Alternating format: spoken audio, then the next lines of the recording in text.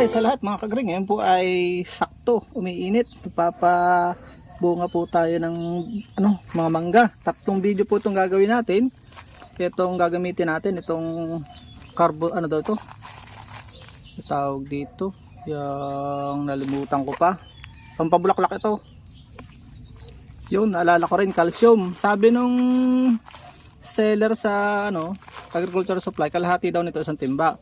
So, konti lang naman yung aking pabubungahin. Yung sa bundok ay ito, ubusin ko siguro itong 60 pesos lang po itong ganito. So, ito gagamitan ko lang ito na spray gun. Napakaliit lang naman. Subukan ko lang makita kung may sa akin nga. So, Golden Queen. Tatlo itong gagamitan natin. Yung isa ay Sweet Catemon sa bundok. Tara na! Atin ang simulan itong paghahalo. So, maghahalo lang po tayo ng 1/4. Ganito lang. So, ito lahat ng ganda ito. Yan. Ito na rin yung gagamitin natin sa sunod-sunod na video. Abangan nyo na lang. Sinamantala ko lang ngayon, Sabado. Wala akong pasok. Ito, ubusin ko dun sa... Dagdagan pa natin para medyo matapang-tapang. Ubusin ko ito dun sa bundok. Hand spray lang na magagamitin ko, pero siguradong yan. Talab yan. Mainit eh. Dapat po ang oras ng pag-spray ay mga 9 o'clock. Talaga namang halos mamatay-matay kami dun. Nung kuwan, tapos mauulan din laang. Yan o. Halo-halo. Natin nating matunaw. Yan. Hahaluin lang po natin gamit ang stick. Pwede rin naman kamayin yan. Pero for safety natin ito na. Gamit tayo ng tabo. Lalagyan natin. Yun. Sundan nyo lang yung video. Tayo ay mag-spray. Pagkahalo ay atin na ang i-sprayan to. Lalagyan itong hand spray. Mas maganda po kung backpack o kaya yung mano-mano o makina.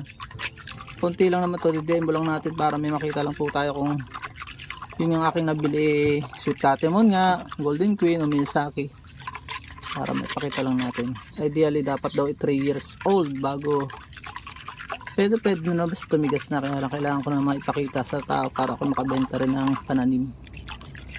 Ayan, may yata ito.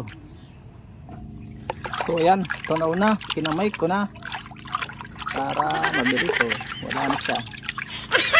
Pagbabara, hindi atin pong yun ulit. So yan, kukuha lang po tayo ng sapat. Tapos pagka magre-refill lang po tayo.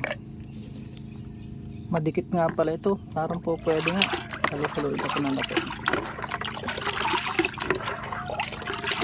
Malamig siya sa kamay. So, punuin lang po natin. Liliguan natin ng ligon-ligo. Magkaiba yung explanation itong tatlo, kaya tapusin nyo po itong video. Tara na, let's go. Mag-spray na po tayo. Okay na po. Ganito, same lang procedure na itong tatlo, kaya pinag-isa ko na lang itong intro. So tara na sa ating mga mangga. I-spray po tayo. So andito na tayo mga kagri sa Golden Queen. Mapapansin nyo, meron siyang may cover at merong grafted na. Kinuberan ko yun dahil dudugsan ako naman yun ng dokmay. Ito, pabubungahin ko muna para mas-suppress siya. Habang iniintay niya yung dalawang dudugsungan at yung may dugsong na Miyazaki naman itong isa ng dokmay. May dudugsong pa po akong dalawa pa dito. Ito, hayaan ko lang siya maging Golden Queen. So titingnan natin kung Golden Queen nga siya sa pamagitan ng pagpapabunga. Ganito lang po uli yan. Sunod na lang. Ayan. Pwede pong ilalim at ibabaw. Dapat may ilalim at ibabaw.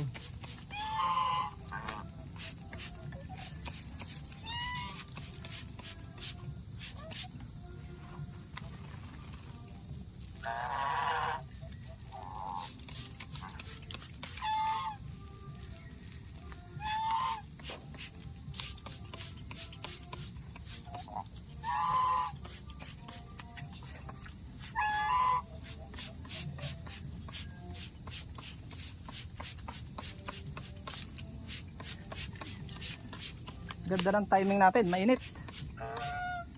Pagka naulan, ulitin nyo lang kasi mahuhugasan. Ay, kabila.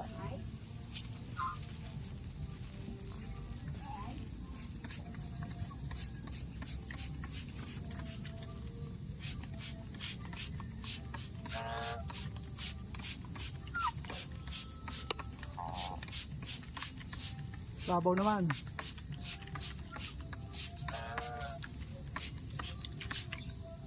Liguan natin.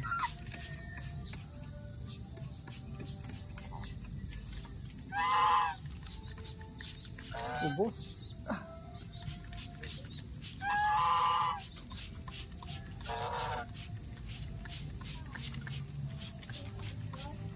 Tama na natin tong Chico. So yun lang. Ganun lang kasimple ang pagpapabunga ng Golden Queen. Kung kayo napagpala sa video ito, napahinihintay nyo, i-share nyo na itong video ito upang marami sa ating mga kababayan ng matuto at sama-sama po tayong masenso.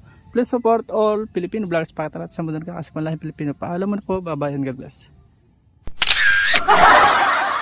At dyan po nagtatapos ang munti natin vlog. Kung kayo pinapagpala at mahilig kayo sa ganitong klase mga upload, please consider subscribing and hitting the bell icon so that you'll get notification sa mga upcoming namin videos. Ano po?